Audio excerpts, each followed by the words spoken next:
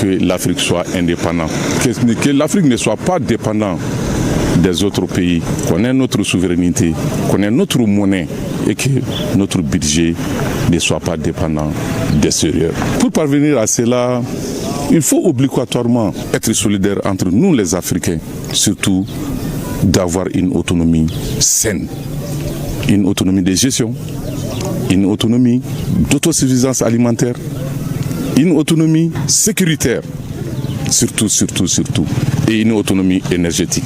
Je pense que les États africains gagneraient plus à rendre cette souveraineté pleine et entière, c'est-à-dire effective sur la scène internationale, en essayant de continuer la logique qui a prévalu au moment des indépendances, la formation des grands ensembles.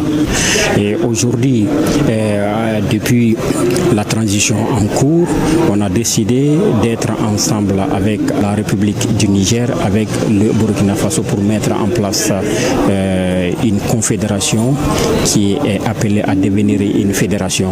Le premier effort à cet égard, surtout pour les citoyens maliens, c'est de suivre la dynamique qui est enclenchée. Pratiquement tous les peuples à l'intérieur des États sont en train de revendiquer leur souveraineté. Bon, au Mali, on en parle beaucoup. Si vous regardez par exemple aux États-Unis, les citoyens américains revendiquent la souveraineté des États-Unis. En Allemagne, c'est le cas. En Espagne, c'est le cas. Au Burkina Faso, c'est le cas. Aujourd'hui, les peuples sont en train de demander leur souveraineté. En réalité, c'est une manière de revendiquer pour ces peuples-là que les choix opérés par les gouvernants en place doivent prendre en compte leurs revendications. C'est le sens.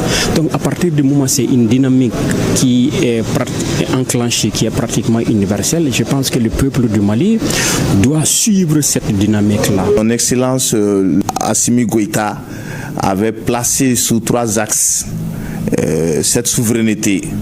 Alors ces 3 axes passent par le respect de la souveraineté nationale, le respect des choix stratégiques et les partenaires opérés par l'État, le respect aussi des besoins vitaux de la population dans toutes les prises de décision. Alors ces 3 axes, ce sont les clés même pour au moins poser les jalons de la souveraineté. Il y a une différence entre les principes éthiques là et avoir les moyens d'exercer pleinement sa souveraineté. Il faut une prise de conscience de la population d'abord, de s'émanciper à l'égard des influences extérieures et de s'inscrire dans cette dynamique-là, aider les responsables politiques dans leur dynamique de l'atteinte effective et de l'exercice effectif de notre souveraineté. L'Afrique a tout à gagner dans l'intégration. Cette question d'indépendance doit être concrétisée dans la pratique.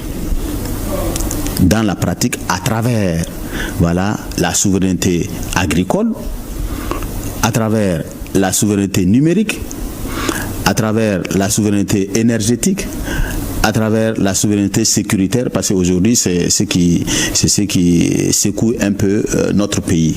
À nous maintenant de trouver les mécanismes pour garantir nos souverainetés. La souveraineté politique déjà nous l'avons. En 2026, à travers la constitution du 22 juillet 2023 et depuis quelques années, et surtout à travers l'article 34 de la même constitution, les choix stratégiques de l'État, il a imposé. Et les partenaires du Mali sont obligés de les respecter. Le respect de sa souveraineté aujourd'hui. Donc c'est le pays même qui garantit sa souveraineté.